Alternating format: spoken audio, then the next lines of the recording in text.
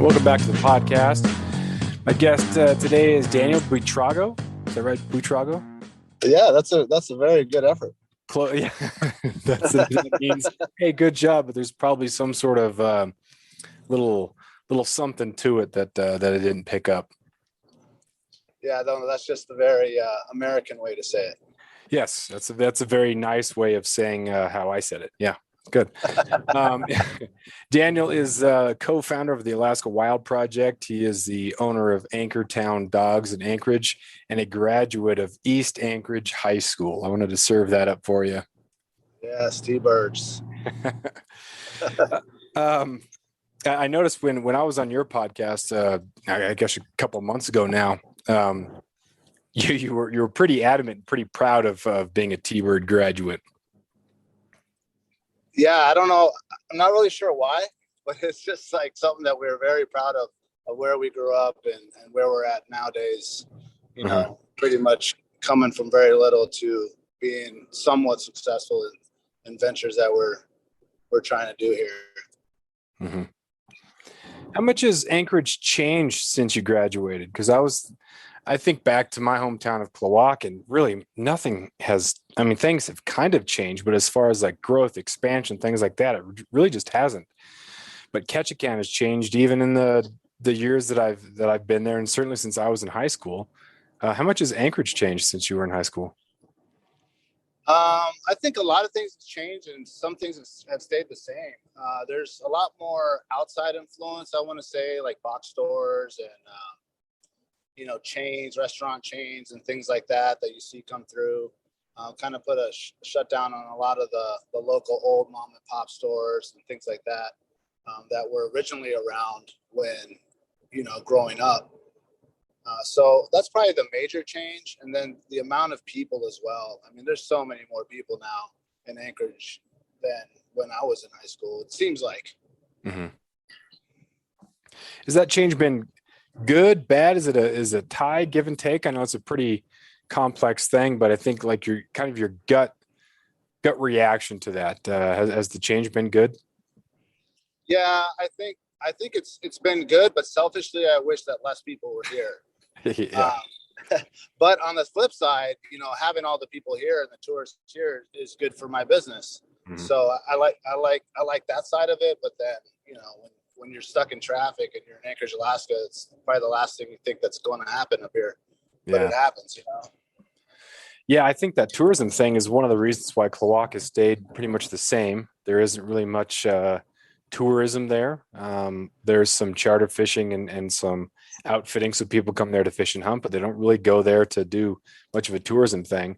But that's been the huge engine, economically speaking, for Ketchikan. And it's that give and take. You got to have it because there's really nothing else in Ketchikan. There's fishing, but that's not going to sustain everything. So you got to, it is what it is. You got to have it, and it's kind of nice, and you rely on it, and you need it. But at the same time, it would be nice to have, the best of both worlds. Yeah, that's a tough balance to want to keep. I mean, tourism and we realized it, the last year through the pandemic, and as things start to get rolling again this summer, we really needed it. It really affected a lot of people, not having the tourism around, and people are, grinding to try to catch up and just hang on. And I actually was caught off guard this year by the amount of tourists that have actually come back to Anchorage. I mean, it's nowhere near 100%. I mean, I'd say it's like 40, but even to have that amount, compared to last year where it was like a ghost town, it brings back a feeling of normalcy, I should say. Mm. Have the conversations changed, or is it just kind of like friendly people who are back in town asking crazy questions about Anchorage, or is it has it changed at all now post-COVID? We still get the crazy questions. Yeah, the tourists come up, man, they are wide-eyed with all kind of crazy questions. And that's probably why you've seen me at my other location when you came to town, because that's like a locals only, that's by that state building there. And so I don't get all the crazy questions over there. It's like people that just go on to work and they're, happy that I'm out there to help them out. but some of the questions, I like messing with the tourists. I Yeah. do. It is a fun part of the job. Yeah. It's fun when they kind of acknowledge that, hey, I don't really know what's going on, so this question might be crazy, but I'm curious, I'm going to ask it. But some people can be kind of jerks, but it is fun, and it also reminds you that you're going to go somewhere and you're going to be the person who's out of place. So that it's to be kind to people who are visitors is probably the right reaction to it, and for your job you definitely have to. Oh, 100%. And even more than just, in the city and around, business. I was out on the Russian River on Sunday with my son, and we ran into this group of ladies who were obviously not from Anchorage, just, or not from Alaska. They ended up being from Queens, New York. And they were just trying to find a local person that lived there and grew up there, and they had a million questions. And they pretty much walked the whole Russian River with me until I pulled out into my spot that I like to go to. And they asked me, every question they wanted to ask. And I was more than happy to answer them all. And they felt very like they really gained some information from someone who's been around. That's cool. Is there a difference between people that you encounter at work and being tolerant of questions and kind of who they are versus when you do go to the river? When you go to the river, are you maybe less tolerant, or the Russian is chaotic? It's absolutely insane. Abby and I went down there and it was just people everywhere. But does that change, or do you try to be an ambassador to the state when you're not being an ambassador to your business? Oh no, I think I'm always being an ambassador to the state, and I'm actually probably more relaxed, I'd say, because I'm about to go fishing. So what can I be worried about? So I'm willing to ask the questions. Whereas if I'm in the middle of work and you're getting all these questions when you're still trying to work, it just puts a little added stress. But I still like the people that come to Anchorage are just coming out and they want to just get a little slice of what we get to do all the time. Mm-hmm. And so for me to point them in the right direction, is like, to me, it's a win-win. I love it. And then they'll come back on their way out of Anchorage and be like, oh man, you were so right. Thank you for suggesting we go to this area or not this area. And, you kind of get that win-win when they come back and just appreciate the knowledge that you gave them, because all they really see is what they got online, or if they're with some big tour group, they're always leading them towards what they want them to do. But a lot of people want the real Alaska experience. They want to go places where the tourists don't go, or like some place where I would go. And so, I'm very open to give that information up to people that want to get a real experience. Mm-hmm. I was talking with Jack, and we were talking about the Russian River and about people who might not be from there and are fishing it in a way that's not really conducive to actually catching fish. They just kind of are there for the spectacle. When you go there to your spot, do you say anything to people who are maybe fishing a little bit inefficiently? Jack was talking about, when people stand right in the river, it prevents the fish from actually pushing up. So if you were to back off a little bit, you get more of that natural sort of fish moving up. Do you try to provide insight, or is your spot pretty solo and you don't have to worry about other people? Oh no, there's people that are there, and a lot of time there are tourists who don't really know how to fit that certain part of the river or whatever. And what I like to do is I like to just observe and be quiet, and then I'll go in and fish, and they'll see that I got one, fairly quickly, and then maybe I get another one, and then once they're really looking at me, they're like wondering what they're doing wrong. But maybe they don't want to ask. And then I'll be like, if you just back up a little bit, they're kind of right there in front of you. And then they back up and they can actually see them. And I kind of coach them like, you should probably do the floss thing right here. And you want to pull right there at 11.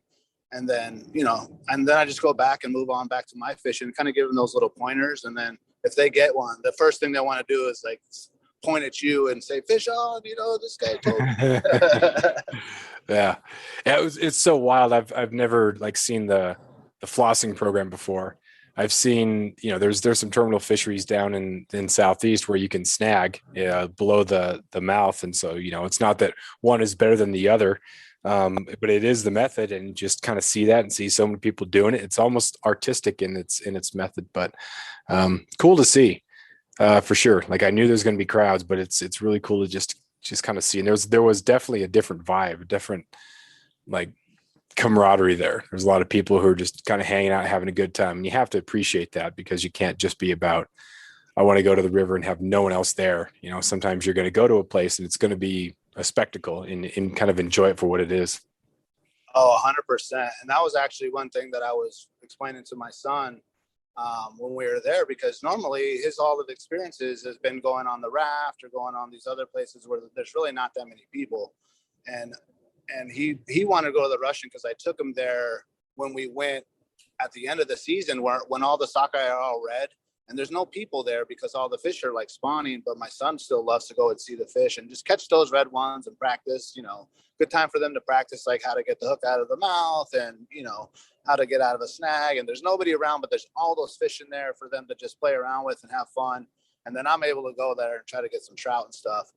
But he wanted to go back, and I had to explain to him, like, when we go back now, it's going to be a ton of people to the same place where we went before, and there was nobody. There's going to be a bunch of people there. So it was a real learning experience for him to learn how to kind of sit back and wait, and how you almost have to just like get right between two people. Like what's the space allowed? Is there 3 yards? Is it 6 yards? Is it 10 yards? When they get to 10 yards, you can slip in there. And, that was just a little eye opener for him. And I mean, he became a little frustrated at first, but then when I finally just stuck him in a spot, he realized, okay, well, you just got to kind of get in there, or else you're not going to ever get a spot. Yeah, it helps when people are doing the same method. Abby and I found that out on the Kasilov when we were fly fishing. We were, casting long casts, and we were, swinging.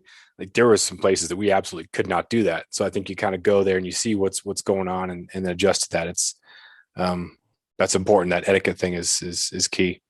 So where do you go? Or it did not to be specific, but are there plenty of places that are still available for you to have that secluded fishing experience?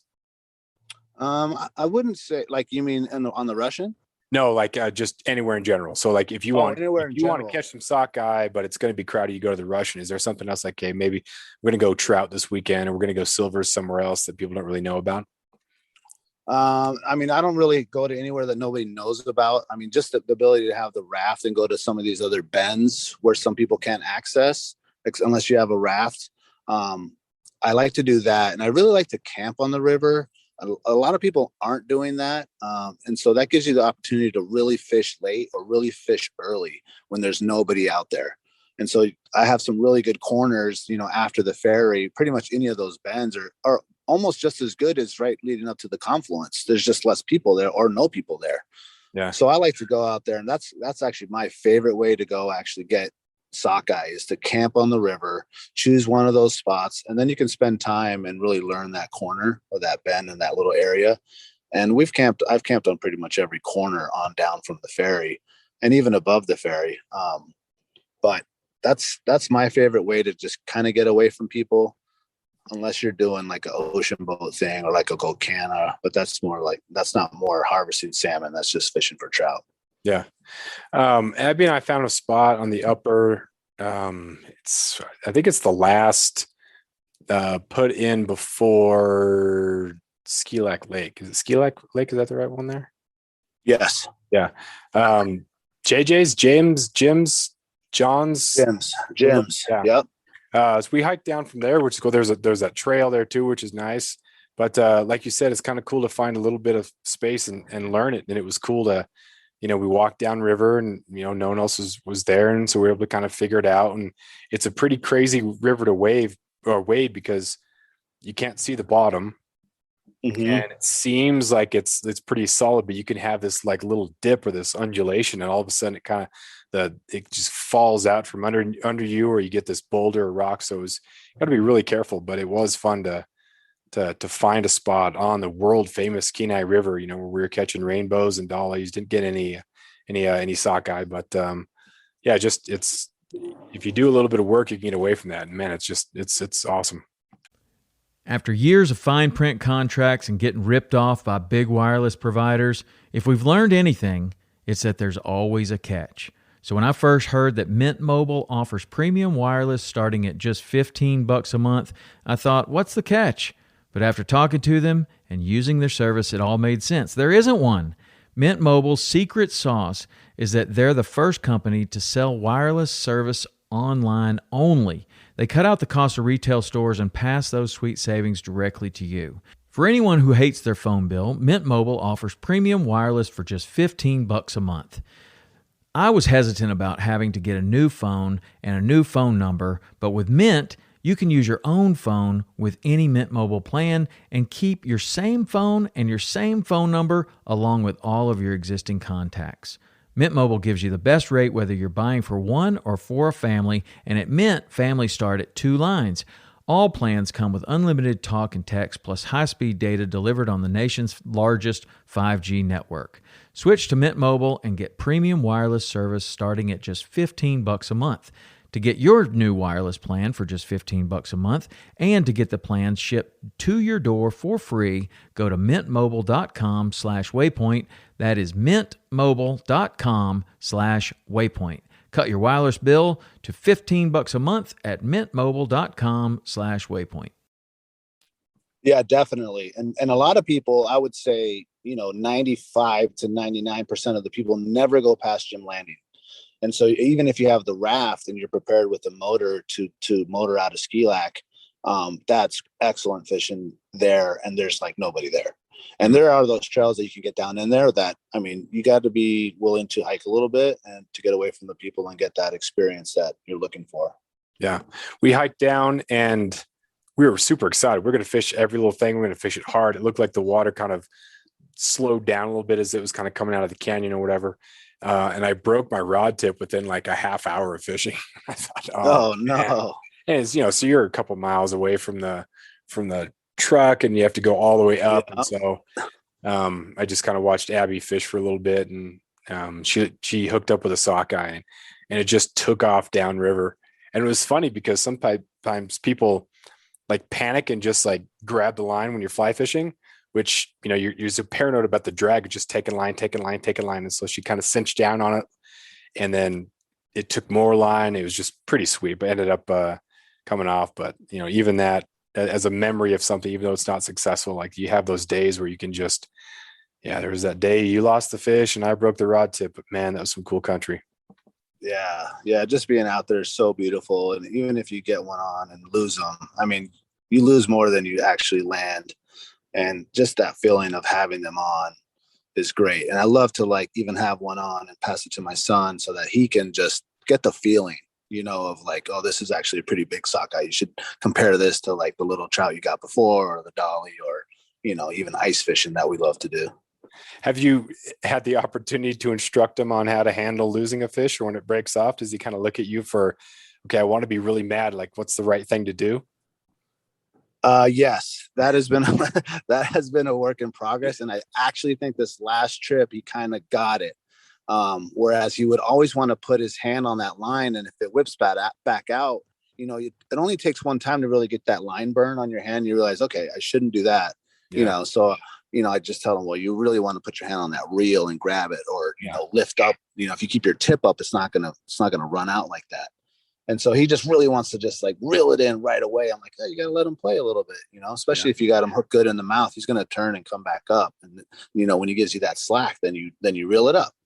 And so it's just a patience thing with him. And he just wants to get it right away. And, he puts a lot of pressure on himself, but he's lost a lot of fish. So he's used to losing them. He'll learn, right? So most of the stuff that, you guys do, or like, Anchorage type people, a lot, they're heading down the Kenai Peninsula, which is, a couple hours away. Is there anything that's maybe later in the season that you're heading north to fish some of the other rivers, maybe in the Mat-Su Valley, or is it pretty much 90% of the time you're heading south for fish? I've really hit that South Central area, the Kenai Peninsula area, hard in June. And then come July, I kind of transitioned to start going north and kind of get the ATV out and start doing some of those trips. I have gone up onto the Denali Highway and done some trout fishing for Bershkana. And we have that Golcana trip that's scheduled for next weekend. So not really for salmon. I normally stick to the South Central area. Yeah. So I've learned this from Jack and just seeing other people. My buddy Steve is a doctor in Anchorage, and he's got rafts, and he bought a plane. I mean, it's just crazy. The amount of toys that you have to have up there seems like more than you even have to have down in Southeast. Southeast, you have to have a boat. There's like no question about it. if you happen to have a four-wheeler, then your boat's probably a landing craft. But up there, it seems like you need a raft or two. You need a jet boat. You maybe even need an ocean boat, four-wheeler, ATV, something. So what are the necessary, and I use necessary in air quotes there, what are the necessary toys to really do that part of Alaska right? I think you definitely need a raft. You definitely need a raft. A drift boat is nice, but that's really limited to the Kenai there. Whereas you can take those drift boats, to a lot of these other creeks, even up north. And not necessarily that you have to have the boat, but you got to be buddies with somebody that has the boat. Yeah. So Brandon has the jet boat. So whenever we go do things like on the Deshka or on the Sioux, he has that jet boat, or even up on the McLaren and on, doing those type of trips. We go on that. Like, so I look at it like, well, what do I have? And my buddy has this, and what's something that could really benefit our entire group? And now Jack has the ocean boat, which is really, really cool. My father-in-law had an ocean boat for years and years and years, and my wife grew up ocean fishing. So she's recently been learning how to fly fish and how to river fish because she grew up on the ocean. And so that kind of like gave me that opportunity, whereas I didn't feel the need to buy my own ocean boat, where I was like, well, I can just go with my father-in-law whenever I want, but back to your question, I think you need to have a raft. You need to have an ocean boat or someone that has an ocean boat where you're willing to chip in. The drift boat's cool, really cool for trout, but I think the raft on itself is a little bit more universal. Mm-hmm. And then that jet boat is that's you got to have it too, or know somebody with it. Yeah, I think the hunting opportunities there would just necessitate that jet boat. Have you run a jet boat a whole bunch? I have not run a jet boat. I always give it to the experts to take me up there, because that's a whole different learning curve there. Mm-hmm. Yeah, Southeast, we got to worry about where we're going to anchor, what the tide's doing, how big of a tide it's going to be, making sure that the hook, catches and have enough scope out there. So those things are considerations. But, the jet boat, man, I just be thinking about, some new stump that's out there, or, you got to read the water so much different than it can be from the previous year, different sandbars and things like that. That'd be pretty intimidating. Yeah, it doesn't seem relaxing. Is the feeling I get. Like, even being a passenger on a jet boat and you're flying up some river, I'm like, man, all these little turns, just one little thing could be there, and you're just like, bloop, you know what I'm saying? Yeah. It just doesn't seem relaxing. That's the feeling. It's cool, it's like exhilarating, but I don't feel relaxed on the jet boat. No, I can't. I've been on a jet boat once, and that was, we were getting taken up the Stikine River from Wrangell, and we'd chosen to not float all the way down back to Wrangell, because that river just braids out in these channels, and you just have no clue where to go and no sense of like where you're at. Like, is this the right channel you should take? Is this not? And so we took the jet boat up, and it was a pretty big one, but it just feels like you're fighting the river, because you are. But then just floating down, man, like, it's hard to beat a nice float. Good weather, just not even caring. You're more steering than you are rowing. Oh man, that's just great. Yeah, that's my preferred water, is just floating on a river. Oh man, it's just, to me, it's relaxing, it's calming, and it just kind of gives you that zen and that reset feeling that you're looking for when you go out there to go play out in the waters and in the woods. How close is that reset for you? Yeah, I think it became really big with COVID and people not being able to get outside, and then not even having the chance to leave their homes, and just how panicked and how cooped up they were. But then in Alaska, it can kind of be the same thing. Like, if you don't know anything different, like, oh man, I'm just tired of Anchorage. I need to get out to have a reset. Is Anchorage a great place because you can get out to stuff really quick? It is accessible. And do people actually do that and follow through with it? Or do you just have big town miserable people? Oh, I think there's a mix of both.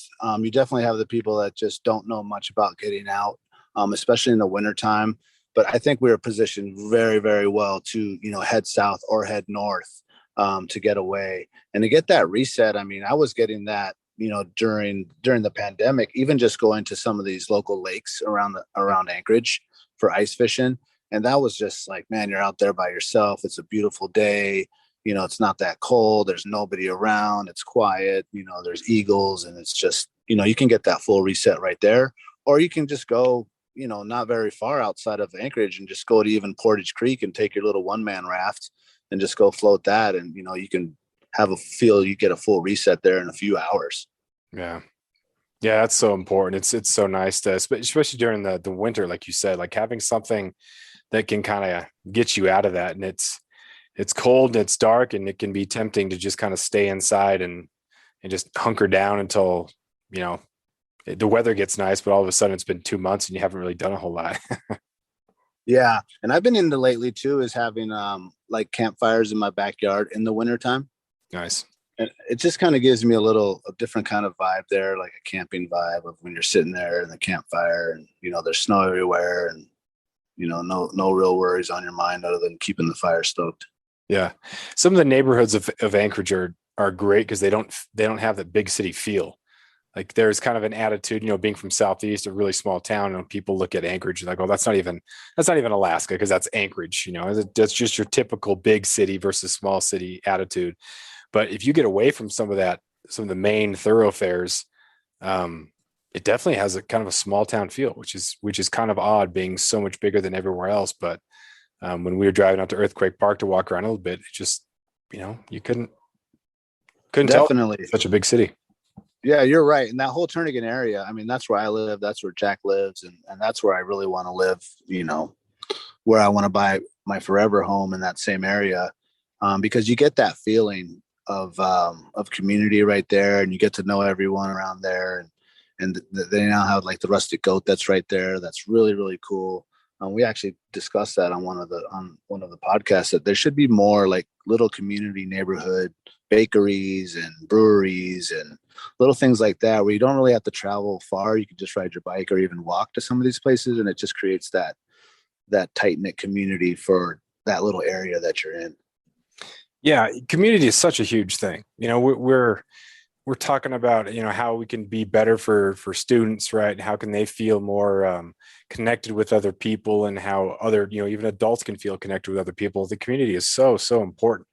And that seems like one of the driving forces behind what you're doing with Alaska Wild Project. So what can you kind of give it's a good segue. Can you give kind of the mission statement for Alaska Wild Project and talk about some of the things that you've done?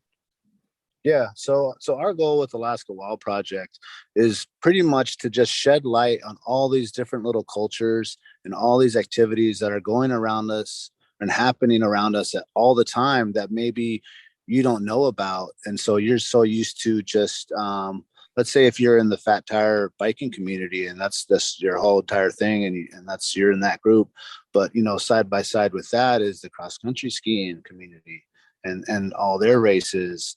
And then how does that transition into the summertime?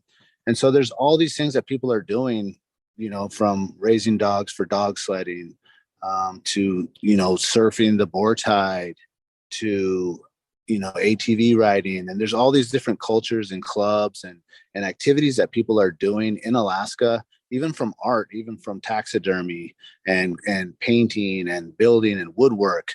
There's all these little uniquely Alaskan activities that are happening that actually create their own culture and their own circle of people that are doing that. And that some of these things are going on, but you don't have an into that, or you've never actually spoken to anybody that actually does it. You maybe seen somebody that rode your bike, that was riding that flat tire bike, but you'd never really know that there's all these trails out there. So we really want to just get as much information from other Alaskans that are doing these cool things and just shed light on it, so that maybe someone that's listening can be like, you know what, I've always wanted to try whatever it is, kite surfing, out in Cook Inlet. And it's like, okay, well, we have the guy on, and now you can actually contact him and get it going. So we really just want to shed the light on all these cool things that's going on top of all the things, because we're super busy and active doing all the things that we do. But we know that there's still way more out there that we don't do.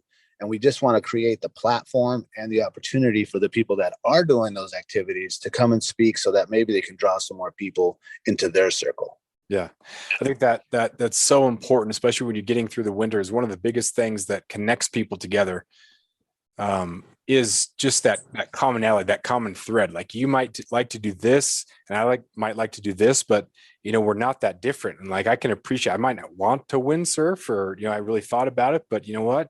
We're still in the same community. That's so important. And especially looking at Alaska and our rates of teen suicide, depression, alcoholism, things like that. We got a lot of stuff that is very difficult. And there's a lot of stats that make Alaska look really, just a bad place to be. And it does probably feel like that for a lot of people. So these opportunities, and one of the things I really like about you guys is the outreach and stuff that you're doing to just invite people to be involved, and connecting them with cool things and cool people. And hey, let's get after it. Let's build the community rather just wait for it to come to us. Yeah, and I relate that to, you might have grew up, even there's a lot of people that grew up in Anchorage who have kept their same circle of friends that never have done anything outside of the normal activities that they do. But you hear something on the podcast and be like, man, you know what? I've actually always wanted to try to go, on this hiking trip, or I've always heard about doing this snowboarding trip or whatever.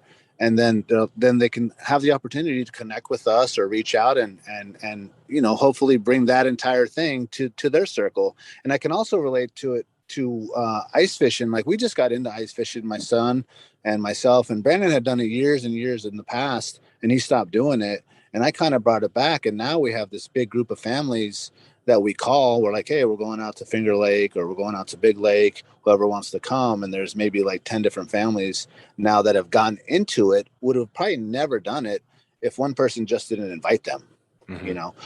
And so and then once they go, they're like, oh, you know what? And then the next week you see that they went and bought a auger, and they're inviting their other friend, and it just grows like that. And as you get exposed to these new activities and cultures, you might grasp onto it. You might not. It might not be your thing. You might go one time and realize, hey, that's not my thing. But you might also go buy an ice house and an auger and be calling us like, where are we going? Yeah. Yeah. It's funny. It's the Alaskans. I haven't lived anywhere for too long, but it just seems like Alaskans are so good at inviting people and say, hey, dude, let's go do this. Grab your stuff. They like to show people different lifestyles. I hadn't been up to Fairbanks for anything recreationally. I'd just been up there for basketball, and I was coaching. So I went up there in March during spring break to go caribou hunting and ice fishing. And it was just, my buddy Harris was just so excited to be able to share that, and say, cool, come on up. Let's do it. And that action thing is super sweet. Yeah, we love inviting people. We love it. And that's kind of been one of the things on our project is we bring up these topics or some of these trips that we want to talk about, and we get pushback sometimes from other people that go do that with us, whereas some people like don't really want to give it up to other people, like, oh man, this is kind of like our thing.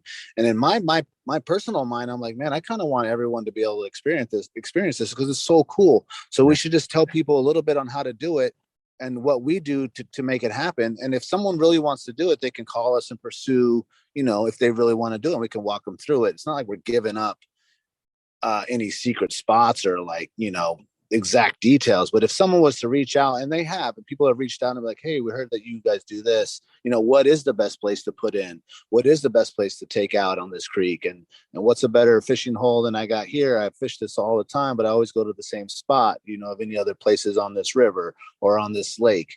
And, to me, it's like, I want to share it with everybody. Yeah. Can you talk a little bit about the Dudes Day that you had on June 19th? It looked like a really cool just gathering. What was kind of the mission behind that, and how did that turn out? The Dudes Day, man, that turned out really, really great.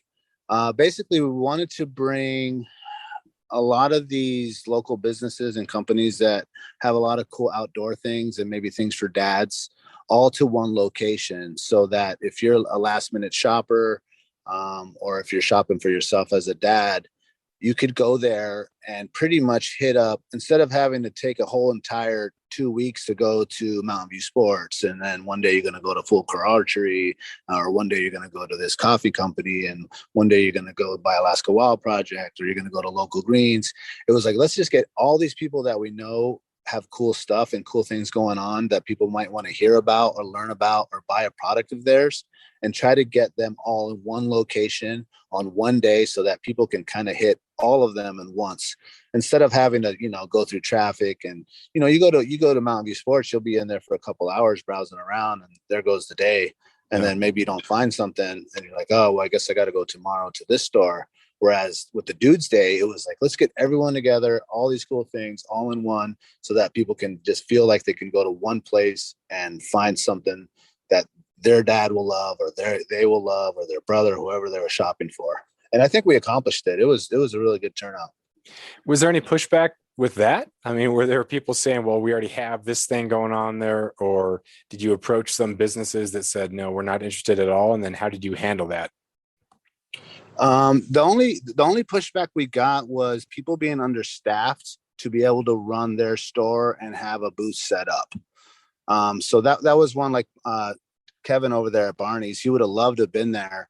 But he's like, and I can relate to that because I'm understaffed with the hot dog stand, and that's just part of what's going on right now. So it's tough. Like, do you want to close down the store so that you can be at this event? Whereas if you can't really afford to have another employee to go stand at this event, that was pretty much the only pushback we got. We had a lot of people that wanted to come, and we had a cap on it. I want to say that we could only do up to 18 businesses for as far as the space for the booths. But I want to say maybe five of the businesses that we really wanted to go there couldn't make it, simply because of staffing. Mm-hmm. So who kind of leads that, or actually is Alaska Wild Project kind of broken down? You've got you, Jack, and Brandon. Like, who's kind of in charge of each thing? Do you have roles, or do you all just kind of work on stuff together? Well, we kind of have set roles right now, but our goal is to eventually be able to do any of the things that everyone else does. So right now, Brandon and his wife, Reno, really handle a lot of the merchandise that we do, a lot of the sales, a lot of the shipping, a lot of the organization of bringing in guests and the schedule and stuff like that. And Jack is also involved with bringing in guests and topics that we want to talk about, as where I have a lot of those ideas as well. But I do a lot of the editing. As you probably know, it takes a lot. And it takes a lot when there's video, because we're trying to put out the video every week too. And that just adds a whole different element, which is like a whole different full-time job to record and then edit the audio and then edit the video and put it out and have a thumbnail. And then along with that, I run the Instagram account and the Facebook account and the email account.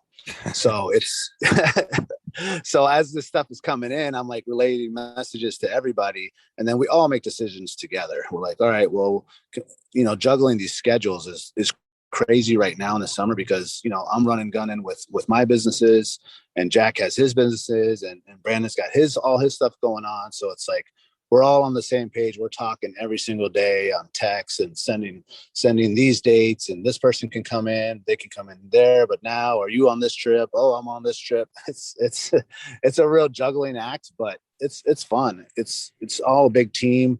Everyone's helping each other. And I think over the winter, we're going to kind of brief everyone on, how I do the edits, so that if they want to do the edit, or how do we keep up on the inventory. So if someone wants to come in and buy something or get somebody to something, that everyone can kind of do every single part. Because if one of the cogs is out, and I can't edit the show, then like, well, someone's got to do it, so you should learn how to do it. Yeah. But it just took off a lot faster than we thought it was. I mean, that's a good problem to have. It really took off, and it really gained a lot of speed right away. And so we're really excited that it's doing well, but it's a lot of work as well, which we didn't really anticipate it to be as much work as it is. Well, if you want to do it right, then you find new things that you didn't even think about. And then all of a sudden it becomes pretty crazy and overwhelming. Were there times like early on when you had moments of, oh man, I mean, is this even going to work out? Like, is anybody going to listen? Is anybody going to come to these things? Did you have to deal with some of that self-doubt? I honestly didn't doubt. I didn't doubt that it was going to happen. And I just knew that we were going to record and we were going to talk, and whoever listened was going to listen. And if it was 10 people, it was 10 people. If it was hundreds, it was hundreds. And we just wanted something fun to do. And really the expectations weren't that high, but I did want it to be successful. You know, it was something that I was going to be committed to. We had talked about this, like, if we're going to do this, we're going to commit to this, and we're going to make sure that we are running this like we would any other business. Whereas we're being consistent, we're going to have a high quality product, and we are just going to do the best we can with the knowledge we have. And it's been a roller coaster. I wouldn't say there'd been much doubt at all that we were going to continue to do it, because we have a lot of fun doing it. I mean, it's so fun to be in there. It's fun to go into that studio and be in there with Jack and Brandon and whoever the guest is. You know, it's almost like another cool trip that we're going on. You know, it's not fishing or hunting or anything like that, but it's like, all right, let's go in there and be with the boys and crack some caribou calls, and kind of like a guys hangout, you know, but / work. Yeah. Well, it's cool that there's a product that comes out of it. You know, some people just have their, I'm going to get away and I'm not going to do anything, you know, to have something that's your release from what you do for a living, but you're able to do something that like helps you feel alive. And that having that separate hobby, that's something that's separate from work, it can be really invigorating to have that much work and focus go into something else. You realize how many hours 24 hours are. Like, you can be super busy, and I can't even imagine what it's like. You know, I'm married, but I don't have a kid, and I'm a newlywed. So I can't imagine that, but definitely that positive thing outside of your job to build and grow and put that energy into has got to be sweet. And I think it definitely reflects on what you guys are doing, and just fun to see, like, just the authenticity. You know, it's like you guys are what you are, and that's great. I'm really glad you brought that up, because that is probably the number one comment that we get, is that people can actually hear, or if you're watching, is see the authenticity that we are really talking about things that we love to do. You know, there's no fake. We're not, if we don't really know about something, we're going to be honest and be like, well, you know, we don't really know. This is what we think. And we could bring someone in that does know. But the authenticity, I think, is what's shining through. And doing the podcast is also really scratching our creativity itch, you know, whereas we're like, man, we're actually creating something, which is really cool. And then it's really, really cool to see it come out and then get the response that it's getting is just amazing. And it doesn't feel like a job. We're just being ourselves, and we're just getting together and talking about topics we probably would be discussing anyway if we were out fishing or if we were out camping. So it's just being recorded. And at first, you know, when you first start, I mean, you're on episode 240 or something crazy like that. And I'm like, man, we're only on like 20, you know, and I'm like, just imagine when we're at 200, like how more relaxed we're going to be. And now that we've done several, we feel like our characters are coming out, our personalities are coming out, and the authenticity has always been there, because that was one thing that we wanted to be sure with ourselves. It was like, listen, let's just be as real as we can with everyone and just be honest and open. And I think that's shining through, and I'm really happy that that's shining through. Yeah, I've talked about this a few times with some people, that once something gets, if it ends up getting big and really successful, it's almost impossible to be the person you were when you started. It's like that band syndrome, right? Like when if you have a band from when they started and no one knew about them, and then they get huge, they're sellouts, you know, because it's like they something about their edge or something about them's changed. But that was kind of the goal. Like, success has to be somewhere in there, right? I mean, I write for myself, right? I think about the audience. I want to communicate things, but at the same time, like, I want it to be successful. Same thing with the podcast, right? I just talk to who I want to talk to about what I want to talk about, but I do want it to be successful. So how do you see going forward being able to hold on to that authenticity? Because what if things just blow up and you guys become, you know, just bigger and super successful? Like, is that something that's ever crossed your mind, or where are you at? Man, I think we're so busy with what we got going on, we haven't really thought that far ahead, that like, what if this thing really does get blown up?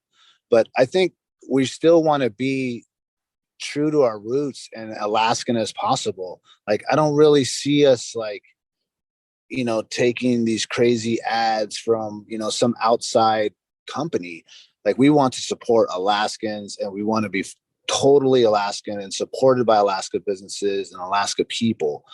So I mean, if it could get big like that, then that would be really, really cool. And I guess we'll have to cross that bridge when we get there. I mean, I don't know how that works out if you just get a call one day and they're like, hey, we want you to be on whatever, Meat Eater or Barstool or some other crazy, thing.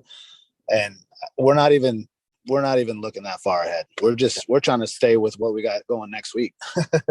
I think when people start off hoping that it ends up like that, that's when you get some really inauthentic content. And I think that's probably something you guys don't have to worry about. Again, just based on what you guys are doing right here, it just seems like something's pretty cool.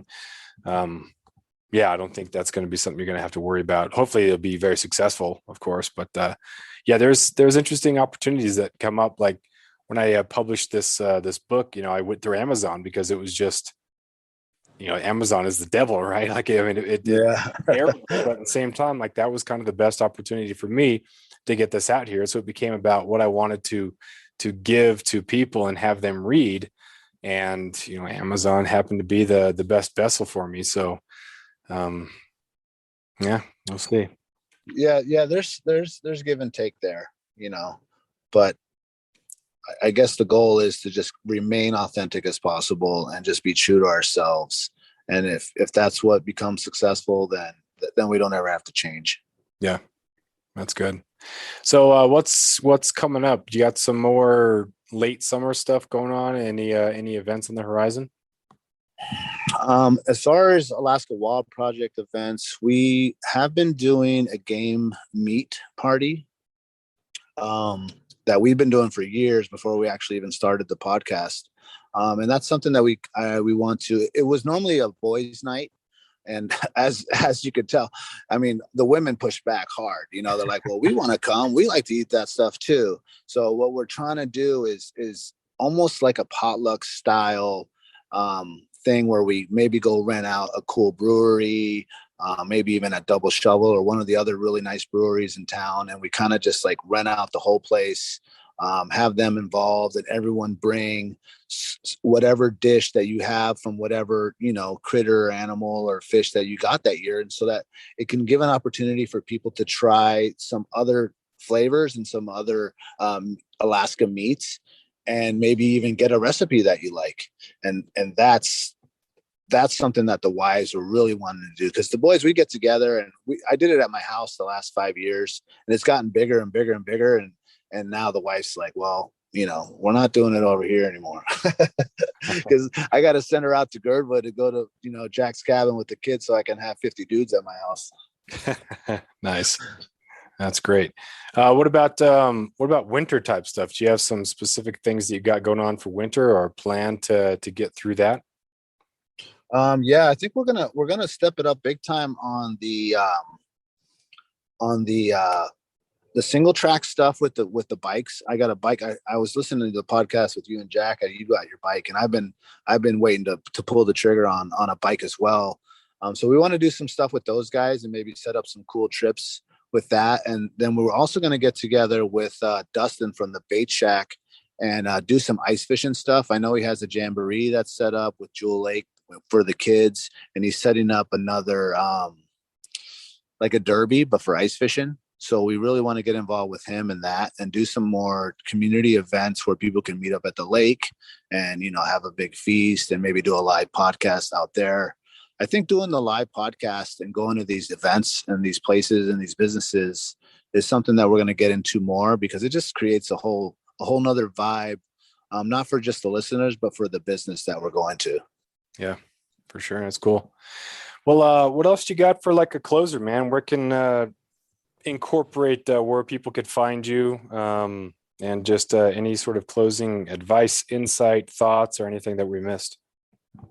Well, my Instagram handle is Daniel_Buitrago. It is also Alaska Wild Project on Facebook. Alaska Wild Project on Instagram, alaskawildproject.com. That's also the YouTube page. I have another separate YouTube page of a lot of stuff that I was doing before we linked up and did the Alaska Wild Project thing. And I think that if people want to, because I feel like the podcast is a community as well, and almost its own little culture and thing in Alaska. And I would love to see more people do stuff. So if there's anybody that's like have been thinking about doing a podcast, or they want to have an idea, I think that they should do it. And I would be more than willing to take a phone call or take an email and help people get their own podcast going, because I think there's so much more room and so much to talk about that it needs to be more people doing it. Yeah. It's that rather than, everybody fight over, I've used this example a whole bunch, and I got it from, I think, Randy Newbert or whatever, should cite my source, but rather than everybody fight over the same pie, let's make the pie bigger. Everybody's unique. Everybody has their own story. Everybody has their own, authentic way of communicating. So yeah, more podcasts, better writing, stuff like that, but get that Alaska voice out there. Alaska is a multi-billion-dollar industry for people down south coming up here to try to tell the story, right? So might as well have Alaskans tell that story.